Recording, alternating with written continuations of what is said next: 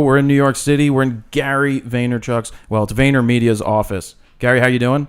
I'm well. Is this video camera capturing us? It's stealing your soul right now. Got it. Is it really capturing? I feel like I'm out of the lens. It's a ultra wide. It's on wide. It sees me? It sees you. At least amazing. Look, they released a product without the app. The app is there, but you can't use the product yet until they update the app. And it's been out for over a month. What do you think about something like that? Releasing the product, then getting the app out 2 months after it's been released. Is the app like essential to the experience? Absolutely. Why? Because I could look on my phone right now to see if you are being seen because I can view it. I would say that's poor execution. Yeah. Even though they sell a ton of them. That is one of the... Well, listen, that's Apple poorly executes plenty of things, and they sell... Am I allowed to curse in this show? Yes. They sell a shitload of their things. Yeah. So I mean, right off the bat, I had to upgrade the firmware as soon as it came out of the box. Why is it blinking? Does it mean the battery's going off? No, that means that it's recording. Okay, I haven't put tape over it yet. All right, let's focus. I mean, people are here not to have me analyze hardware since I know nothing about it. Hey, So basically, Gary hasn't heard of RAWtalk yet. Now he's being on RAWtalk. Quick on your background. I'm telling people that on the page they can find one of your keynotes that you've given, so they can learn anything they want about you because you've gone over it. Yep. If you want to give a quick, 30 second. Yep. I'm entrepreneur first. I was born in Belarus in the former Soviet Union, came to this country when I was 3, lemonade stand at 5, baseball card business at 10, 12. Beckett. That Beckett guy was my life. My first pro job, Beckett. Yeah? Photography. No way. Yeah. Is that true? Yeah, my first pro gig at 15 was shooting video games at the Franklin Institute, sports video games for Beckett Monthly. Oh my God, that's huge. What year was that? Yes. 97? No, like 96. Nice. So I was really heavy into Beckett, like 91 till 94. Those were my golden years. Got dragged into my dad's liquor store, $2 an hour to bag ice, hated it, fell in love with wine, wanted to build 900 liquor stores and buy the New York Jets after I sold that chain. Ended up realizing there was this thing called the internet. First time I ever heard remember that? Yep. And that impacted my life very heavily. I said, wait a minute, I don't need to open up 900 liquor stores. I can sell all this wine through this fucking thing. Launched WineLibrary.com in 1996 for a one-store liquor store, small liquor corner store in New Jersey that was rogue as hell. Blew it up. It's a beautiful store. Been there. Well, now it's 40,000 square feet. I bought the Burger King next door. So it's not what it was when I did wine it. and burgers? No. And then YouTube came along. And I said, okay, this is the next innovation, right? It was e-commerce. It was email marketing for me in 99. It was Google and SEM in 2001. It was blog advertising in 03. And then Google came out with, then YouTube came out. And I was like, this thing. I was like, fuck, this thing is different. And I went all in. I started a wine show called Wine Library TV in 2006. And it changed my life, right? It made me internet famous. I used Facebook and Twitter and Tumblr and other things to build up my brand. That led to me amassing almost 1 million followers on Twitter, becoming this personality, getting offered to speak at keynotes. I wrote a couple of New York Times best-selling books, Crush It and Thank You Economy, that amplified my profile even more, did TV, spoke at a keynote where you were shooting, right? Yeah, I was before I even started my website. That's right. I can tell that whole story. Right, influenced people, right? Which, yeah. Which sitting and watching from afar what you've done since the day you came up to me after that talk and said, hey, you really fired me up, dude, who are you? And should I, am I going to do this? I want to do that. And just watching what you've been able to accomplish through your hustle and your skill. Listen, you have skills. People forget skills matter.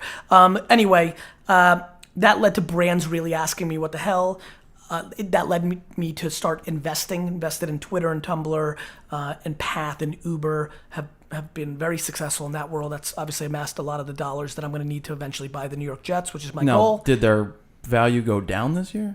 Yeah. But when you buy Facebook at $3 a share, 40 is exciting and 27 is fine, right? Yeah. I invested in Twitter when it was a $50 million valuation. I think it's at $8 billion right now. Nice. So I'm not starving on paper because it all might go to zero if Twitter never exits. So I'm very real, right? Cool, kudos on me, but I know Twitter can go to zero and I could lose all of them. So I don't get too high on anything. I like to work. I like to get my fingers dirty, which is why I started an agency, which is about as dirty as you can get. In the last 3 years, VaynerMedia has grown from 0 to 200 people.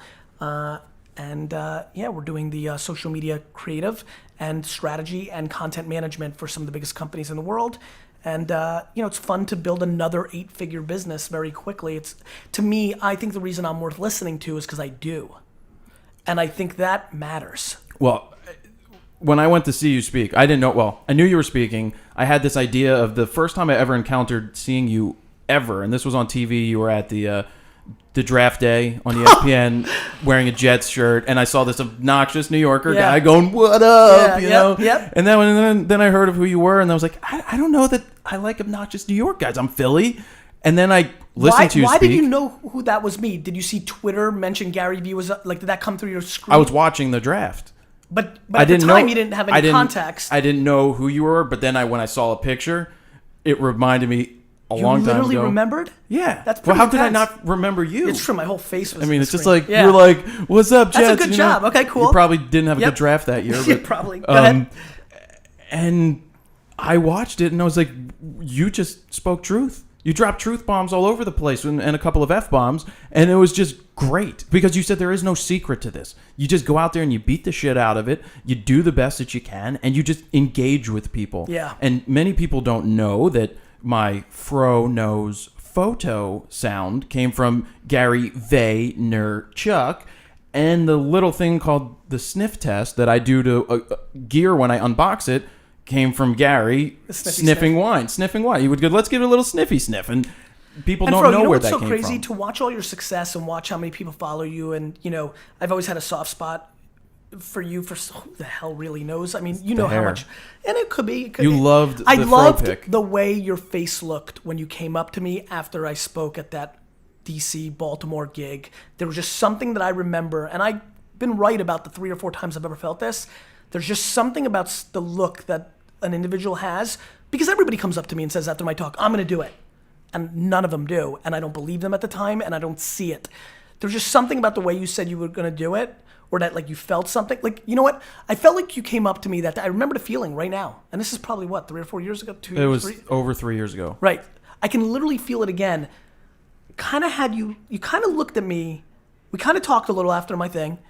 And you said, it wasn't what you said, because I don't remember that, to be honest. But I remember what I felt, which was, I think this guy realizes that everything else and all the other advice from the type of people that spoke at this event besides me is shit. And that what I'm talking about is the game.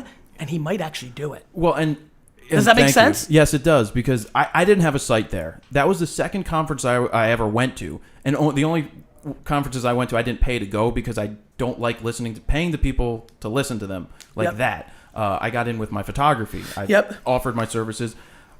And when you said things, you just said it like it was. And that said, okay, I don't have to listen to what these guys are saying. I can just go do what I do that I'm best at. Mm-hmm. And so I went home, and literally 3 months later, I launched Frono's Photo, met some people at those events, had them build my site, and then just didn't listen to most of the things they were saying. Everything was, you need to have articles written, and I just knew that YouTube for and me, JV and lists partners and all this build shit. Your list, and I just said, you know what, video is where I want to be. I can say it, I can demonstrate it, and I think YouTube is missing that for my type of video. And I literally put out a video a day for 2.5 years.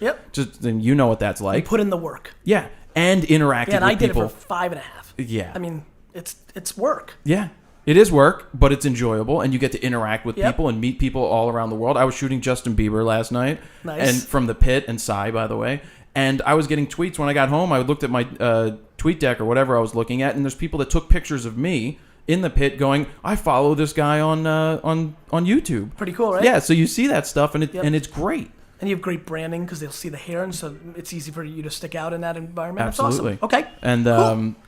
Yeah. So what was the question? I don't remember what we were. Ari, do you have any clue what we were talking about? I don't know. It's when we met. I don't know.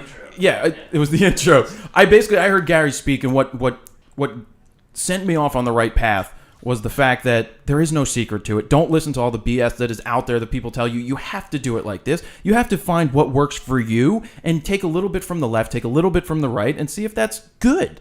And so that's what I did. And people early on were like, "Oh, you've got a list of 5,000. That's incredible. You need to sell." No, I didn't start selling shit. I sold T-shirts because that's how I get more awareness. Right, more awareness, but also and it's like, keep me alive. Right, and it was not an expensive. You weren't ripping them off. No, you weren't charging thousands of dollars for information. No, you were selling a $20 T-shirt for $20. And I stuck with the free model. Yep. Everybody's like, "Oh, you need to have a pay site." Well, how can you have a pay site before you have people show up to your door? You know. And let's remember, like, there's very few people that have good enough content that's worth paying for. Like, I'm going to say something obnoxious for all the people that don't know me on this. Like, I think I'm smarter as a marketer than 99% of the talking heads out there. And you can get my stuff free on YouTube, or you can buy the book that recaps it every once in a while when I do that for $20 fucking. Yeah. The hell are you buying $900 ebooks for from clowns that have never sold shit in their life? Yeah. Well, they make money off of... Am I wrong? Yeah, I'm really right. Absolutely. They make money off of selling How to Make $1 Million. They make money off of selling to the lowest common denominator consumer who's being trained to think it can happen quickly, who's lazy enough to think it can happen quickly. And that hurts when I say that. I'm somebody who's probably thinking right now, like, fuck you, dude. Like, but the truth is, it's hard-ass work. Like, you can't win without hard-ass work. No. Like, period. Oh, by the way, talent. With a lot of people forget that. They think that anybody I do not want to be the marketing leader around social media. I want to be the quarterback of the New York Jets. Guess what? Problem. I don't have the talent. Well, you may be able to do it. I may be able to do it after I buy the Jets and force myself to be the quarterback. If you think Cuban and Jerry Jones are bad owners, wait till you see what I fucking do. But the truth is, you've got to be real to yourself. Like I probably one of the reasons I thought you would work and was because I knew you had photography talent. And that's what you were going to be talking about. You actually didn't know I had talent yet. True. You're absolutely right. But I knew that that's where you were going. Like, when I first saw the Fro thing, you were talking about photography and reviewing product. Like, that was like, he's not selling, like, as a matter of fact, I hate that I hate that my talent is business, because that gets into selling business ideas. It's just what I am. Yeah. I mean, and I don't know what else to say. Like, I know how to build businesses. Like, fucking VaynerMedia 12 months ago, had 28 employees and like 10 clients, and now has 220 employees and like 70 clients. Like, I did that. Like, that matters. I like the waiting room. Did you like it? I enjoyed the waiting room. It's like a little wine bar. Well, what's cool about it wine is right now. I think it's open. There is no wine. They drank it all. You've got everybody's. It's a collaborative environment. Yeah. It's laid back. People in jeans, working on their Macs. I haven't seen one non-Mac here. Yeah, I think it's a rule. It is a rule. I think so. Something like that. So in terms of you have a big Facebook presence, and I've been seeing lately that you've put up sponsored things. Yes, sponsored. You emailed me about that. I did. Save it for the show. You're a very observant dude. It speaks to why you've been successful. Well, because it's a whole new shift in Facebook now. You want more people to see. You kind of pay for it, but it does work. You pushed your Instagram because I'm assuming you want to build a bigger following there and find more people there. Is it worth paying to have it get the eyes out there? Probably not for you and me, but I'm doing a lot of things right now to understand dynamics for my clients. So it's your I'm doing both, right? I'm in such a great place, right? Everybody knows I'm not a douchebag in my community, so I can probably get away with more spammy type things. I'm never going to do the spammiest of things. Everybody knows that I have a long track record. Yeah. And I'm trying to learn. And so, like, I know I have a good community. I know that people care about me. And so, like, how many people could I bring awareness to that I'm doing Instagram more, because I do believe Instagram is the platform that really matters right now. I myself am not a natively good communicator through pictures. I never grew up taking pictures or thinking in picture form. I have a guide for that. So I should send it to you. But I think it's a talent thing, right? Again, like living my life and then seeing like something. So it's really funny, right?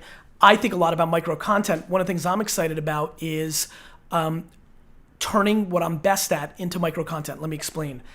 I'm excited that my next keynote, I'll take the video of that, bring it home, have it in HD, and then let my micro content producers here chop it up into picture form with my top 15 quotes from that keynote, put the picture with the quote on top of it. That will work for me, but that's production. Pinterest and Instagram even. I'm going to test it. I don't know, but you have to storytell the way you are on those things. I'm not the guy, unlike you, that can walk through my life and see something visually and take a picture and make that work for people. That's not me.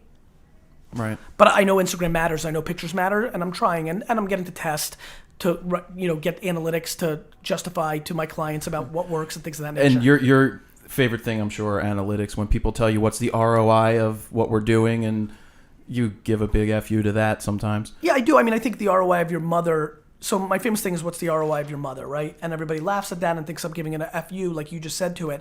The funny part is I mean it, which is, I don't know the financial impact of the way my mom raised me, but I have a hunch it's all of it. And so like, I can't then think everything's black and white.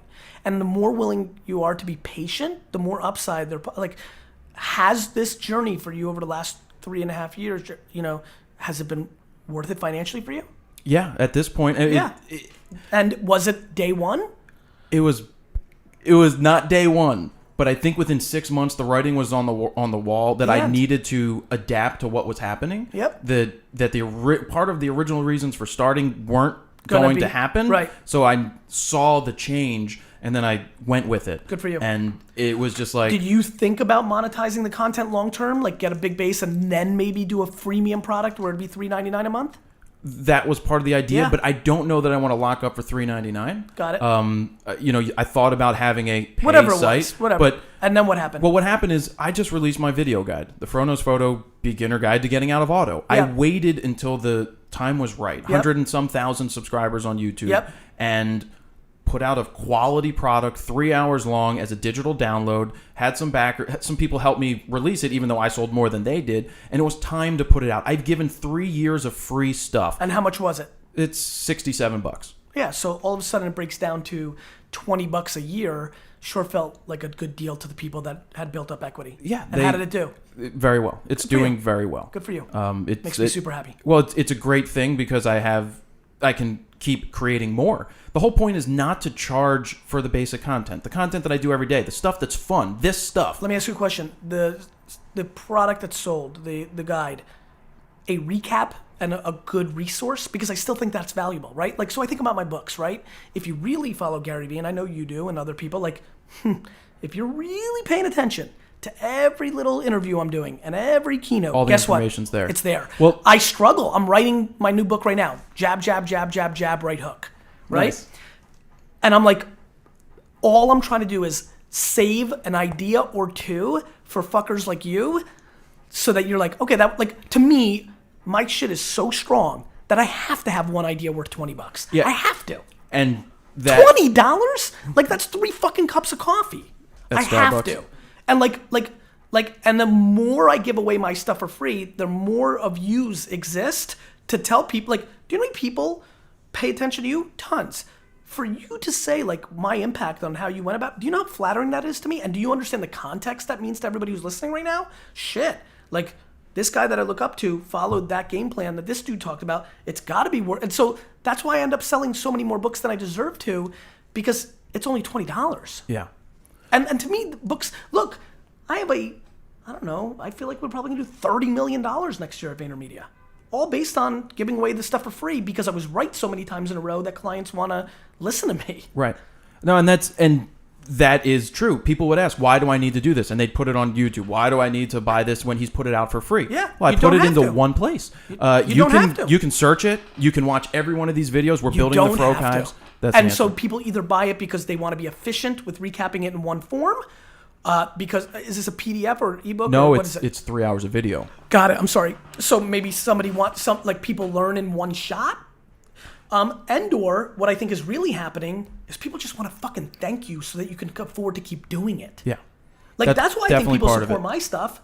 Yeah, some of our best readers, we have got a guy named Pascal who's in Canada, and he's bought every... Big ups to Pascal. What's up, baby? He became he used to do a Spreecast wrap-up after I did a Spreecast. Oh, shit. Because I was doing it. Good for him. He's picked up every T-shirt. Good for him, man. We have to send him a free hoodie, by the way, I want just as a thank you. You want a hoodie? Yeah. An I Shoot Raw hoodie? Yes. We'll get you one. They don't come in jet screen, though. I'll order you a special one next time. No, don't worry. Give me the color. What do they come in, black and gold? Black, red, white. Black is good. Black, red, and blue. And this is the gold edition. And I got to show you the Fro Nation stuff after this. Please. We have a Fro Nation now. Cool. But what was I going with Pascal? He's ordered everything. Oh, he's ordered. He purchased the guide and said, I've gotten a lot. This is a thank you. Yeah, I'm more than an advanced photographer. But the thing is, thank you. That's absolutely the best stuff that I put in there are the photo shoots. Those are things that people couldn't get. You talk about that one extra thing they can't get. Good for you. 4 photo shoots, and I had internet marketing people going, wait, the 4 photo shoots should be your upsell. And I said, no way in hell am I going to make people sit through the boring information, because it gets boring. I mean, it doesn't get boring. It gets boring if they've heard it 38 times, right? Like, how many more times do you want to hear that I was born in Russia and sold lemonade? 0. Yeah. But you're creating context for other people. And then you get into right? Like if I was a Gary Vee fan, if I was a fan of me, I would always skip the first 15 minutes of a keynote and then watch, because that's where I'm going to update it to what the reality is right now. And that's why I'm putting the keynote up for them to listen to first. know? And what you just said is true, because I'll put you on in the background. It could be something from 4 years ago. It's interesting to hear what you thought then and how the times have changed and what you go to now. Now you're being really strategic. That's just you being smart, and that's smart. To understand, was I right? How did I think about that's just gaining more context. And you're ready for a year-end wrap-up coming up again, and maybe you have another one out there. When's that coming out? I don't know. The daily shut down. I was kind of siphoning off of that. I've got something really big brewing, so I wonder if it clicks, I could be doing it by January, which would be still an appropriate time to do predictions.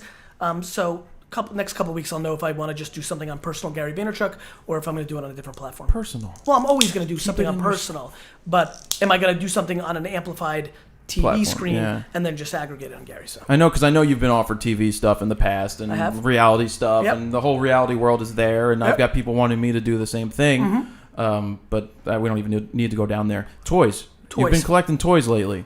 What's up with that? Can't tell you. And I tell you everything. I told you my exact game plan on my Instagram, Facebook post, which is far more important and strategic, but this toys thing is still under wraps. All right. I mean, I have all my He-Man at home. I have my Castle Grayskull. I mean, I brought you something. You did. I'm excited now. I did. If we're allowed to open it and try to find... you talked about this. Is there a gold card in here? There are no gold cards in these. That was the baseball cards they gave out. I want to see... So, for those of you guys who can't see at home, it's the Desert Storm Topps baseball cards from 91, and there are Norman Schwarzkopfs in there. You know what's really sad? There's no gum in there. Oh, yeah, I was hoping I got to open and try to pull a Norman Schwarzkopf out of it. You know what's really sad?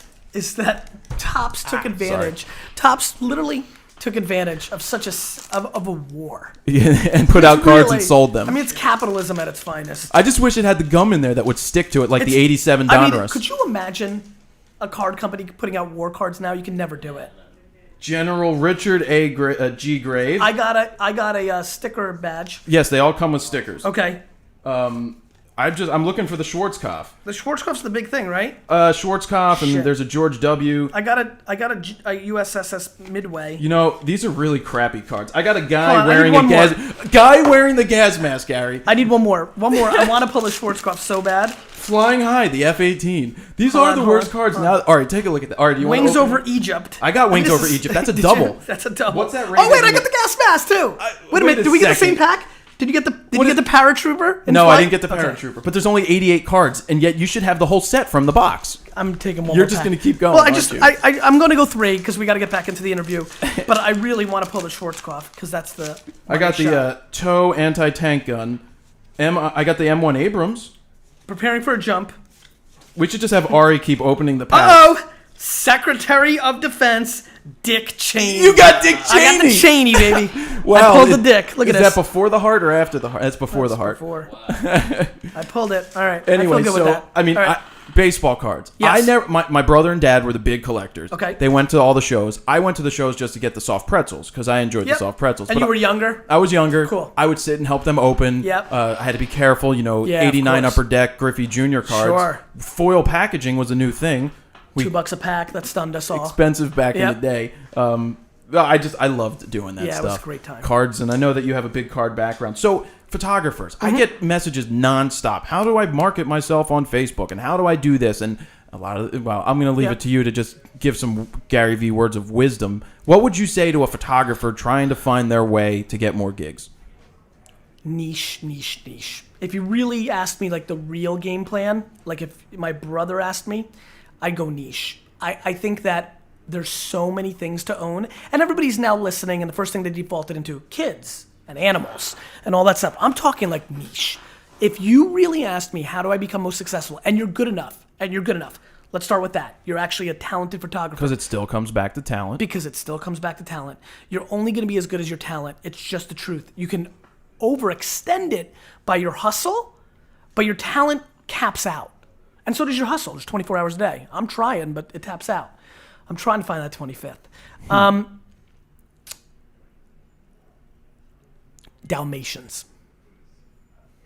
You want to own the Dalmatian market? Yeah, Dalmatians. Spots? I'm the person in the world that if you have a Dalmatian... And so here's how I would think about it. So I threw out Dalmatians. Let me reverse it again. I would find out what the 4 or 5 most expensive breeds are for dogs and cats in the world and make myself the expert in those, knowing that those people had money. I mean, that's the truth. That if you're going to spend $4,000 on your dog, that my photography of that dog can't seem too expensive and allows me to be more expensive. Yeah. If you live in an affluent area or close to an affluent area, I become the Short Hills, New Jersey expert. And I know the 11 public places in Short Hills, New Jersey to photo shoot and win that niche. Emerging things, MMA, skateboarding, maybe 10 years ago. Yeah. Hipster, maybe 4 years ago. That kind of Turks and Caicos 3 years ago. Like, show me something that's emerging or has dollars behind it, and don't be general. Kids is just not enough. You're going to end up competing with everybody. So if you really asked me, I would say niche, and then I would say put out content. For you and I, that was video. Yeah. For a lot of people emailing you, they can't pull it off. But what they couldn't pull off is great photos. So I would go and become a dominant player on Instagram and Pinterest and put out as many pictures of furry cat breed X to create the serendipity to bring awareness towards me. Maybe it's wineries, right? Like, but that's pretty crowded too. So like maybe it's wineries just in Oregon. Like I just think that it's niche and then it's heavy storytelling on the social networks of the world around that niche, period. And the story, I'm telling you guys right now, that was a very, very good piece of advice. And now the best part, what do you love the most? That also conceivably can be there. So like, do you like animals more than people? Do you like non-animal type, non-interaction, like scenery? So that's what I'm thinking. And sometimes what people have to realize is that, I love shooting music. I love touring with bands and I love doing that stuff. But a lot of they don't pay. But it does lead to other things. That's right. When I can go shoot Justin Bieber and Psy and go shoot those pictures and do whatever I want with them, it gives me that credibility to say I was there, I was doing this, and people see that. Do you know Scooter Braun or Adam? I don't know them personally. Okay. I know of them. Yep. Do you? Super well. Really good friends. Adam, his Scooter's brother, and Scooter's dad went to the Jets game with me this last weekend. Oh, well, how'd that go? Really well. I've known those guys for a little bit now, and we're like big diehard Jet fans together. How many times did Gangnam Style play? Couple, and it's just I met Scooter when it was just starting to happen, and so like to watch him become this force of nature in the music industry with Carly and The Wanted. And I have a Call Me Maybe dance video. That was the band. Isn't that a rule? Everybody did, but yeah. The Wanted, that was that other British band that played last night. Mm-hmm. I guess it was Scooter's show for the Jingle Ball. It basically sounds like what right. It was. Yeah. No, that's definitely. Because if you want Bieber, you're going to get The Wanted and Carly and Psy. And Psy, who plays one song and leaves. And listen, and is going to make a fortune in 20 years bringing it back like the Macarena. Is that coming back? We heard that coming out of the subway today. The Macarena? The guys ringing the bells. I think if I could buy the rights to the Macarena right now, I would.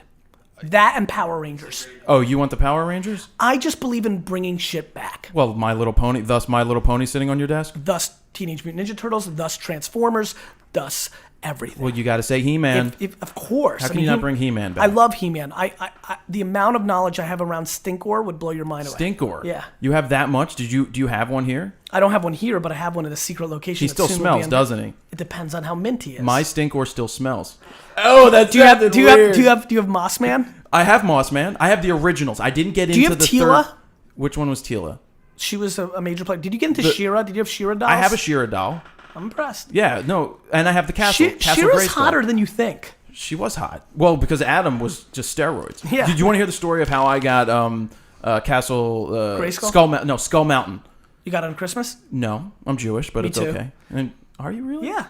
I know Vaynerchuck doesn't come across as doesn't come across as the Jewish type. Yeah. But I guess the Belarusi part. Getting out of Russia is the part that, if you took it all the way back. Basically, 6 or 7 years old, my dad needed me to, they wanted me to ride my bike because everybody else could. So they said, go ahead. If you ride your bike to the end of the block, you can get anything you want. And you wanted Snake Mountain? And all I wanted was, was it Snake Mountain or Skull Mountain?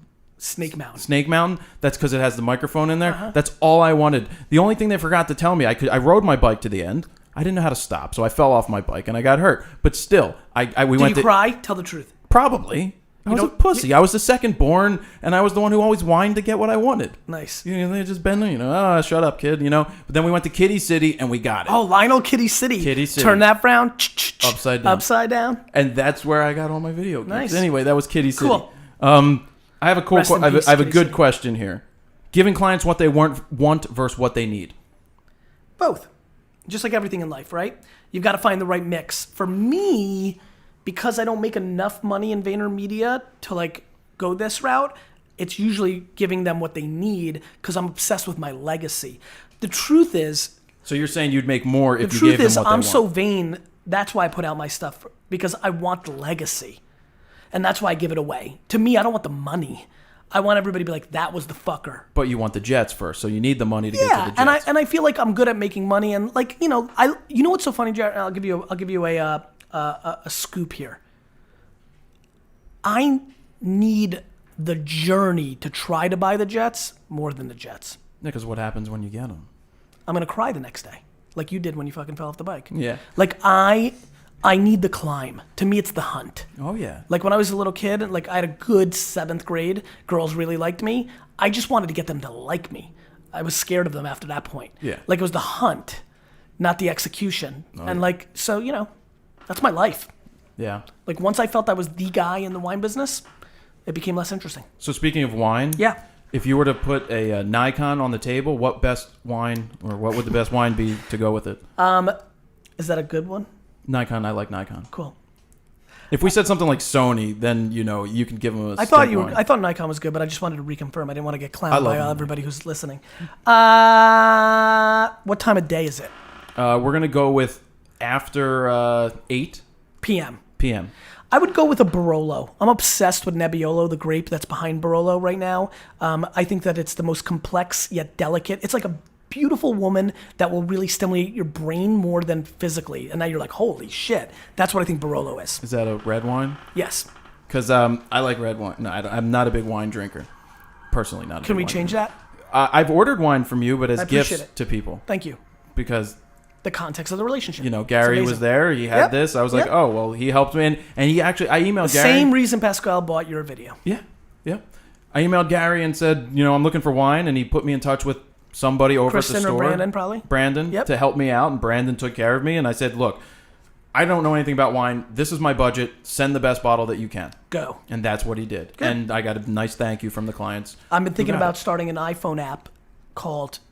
I don't know what I'm going to call it, but I'm thinking about launching an iPhone app where you literally log in, you tell us how much, and you answer 3 really random questions that I'm going to make 200 or 300 questions of, and your gift note, and I take care of everything else. I need that. That sounds really good. Is that really good? Yeah. I fucking think this is a good idea. And right? And you'll have it out tomorrow because it's already done, isn't it? Like, no.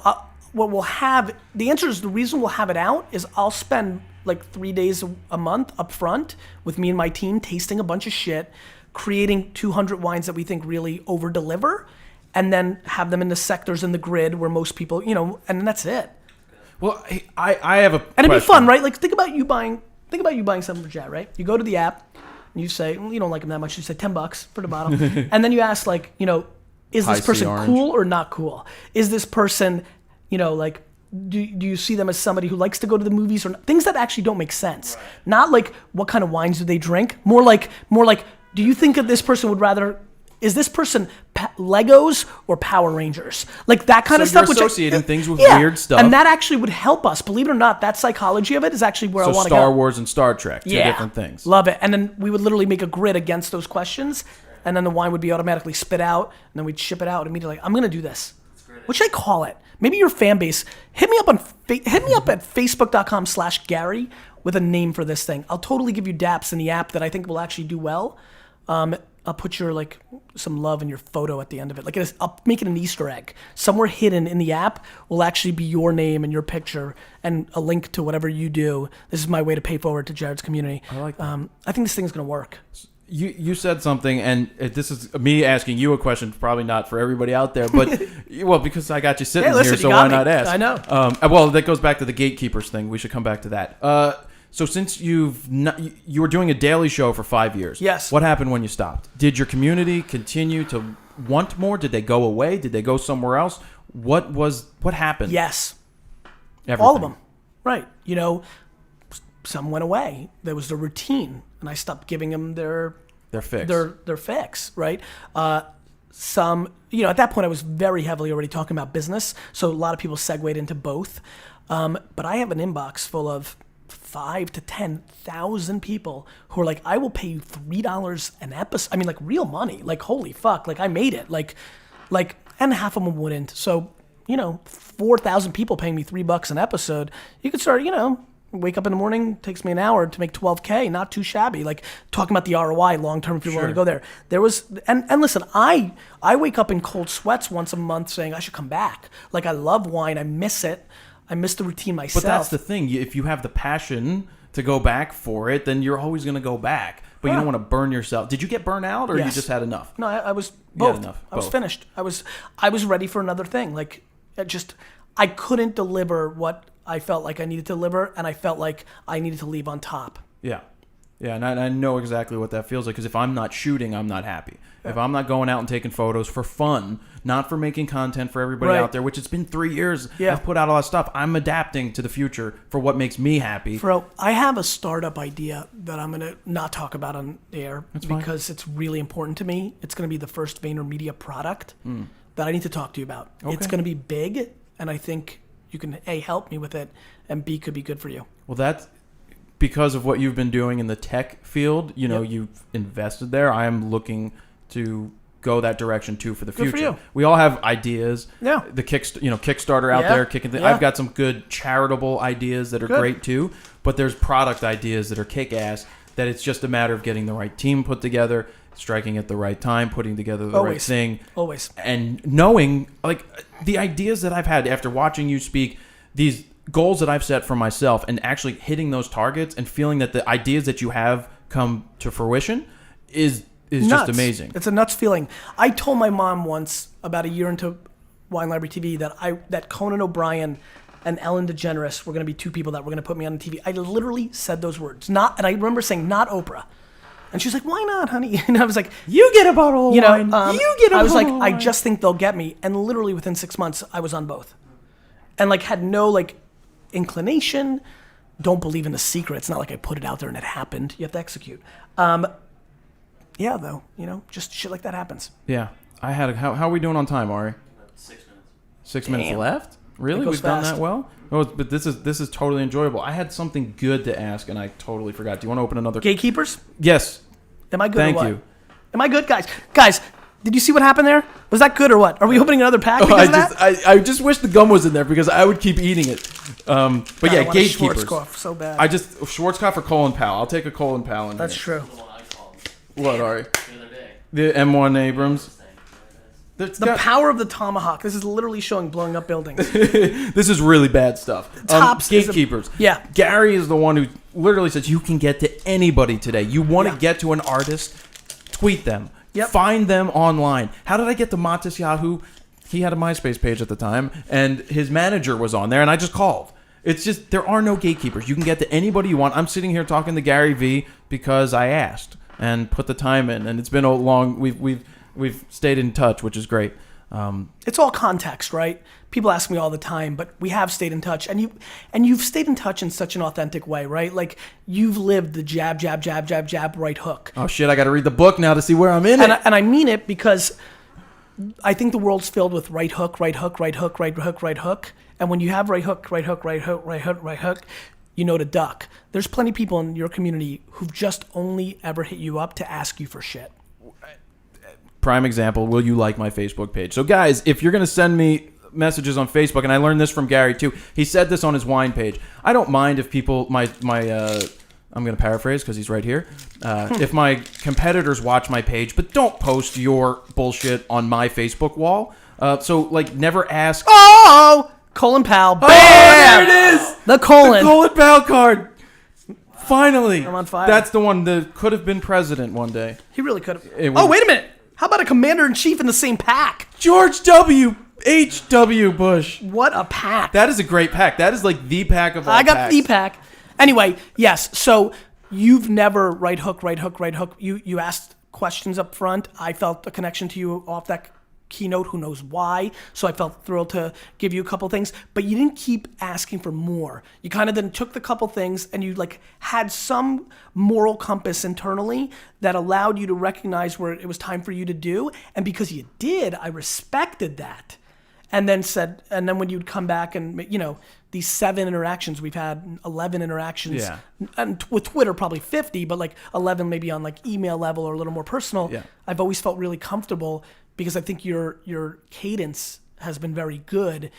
You know, when people realize that I'm right or good or as good as I am, you start wanting to be like, fuck, this guy's giving and he's that good. People get into defaulting into taking very quickly. I've always massively respected the people that have understood how to like, A, maybe bring me value. B, which I'm never looking for. I'm really weird that way. I can get mine, so I don't need much. But just respecting the allocation of my time has been something I pay attention to, and I always over-index for people that I think are doing. Listen, you've been doing as much as anybody that I've watched, and that makes it super interesting. I mean, listen, I don't have 45 minutes, period, right now. The fact that I'm doing this while, like, the 200 people that are sitting out there, many of my employees that actually need my time right now, and I'm not doing a good enough job. So for me to carve out this in lieu of that. Thank you very much. And I'm not looking for that. I'm just saying it speaks to my belief in jab, jab, jab, jab, right hook. It just does. And we should probably end on that. Check out the Thank You Economy. It's out there, and the first one is called Crush It. I read that thing. It's not going to say, give you the secret to making it. It's going to give you the kick in the ass that says, oh shit, there is no secret. I can kind of do this. And you just got to beat the crap out of whatever it is you want to do and just keep your head down and do it. I wish everybody out here good luck. And when are you airing this? Before the holidays? Yeah. Happy holidays to everybody. And yeah, if I could be a help, facebook.com/Gary and Gary VEE. The best Twitter name ever. The worst. 2 silent vowels from a marketer. I'm a fucking idiot. Guys, happy holidays. Jared, thanks so much.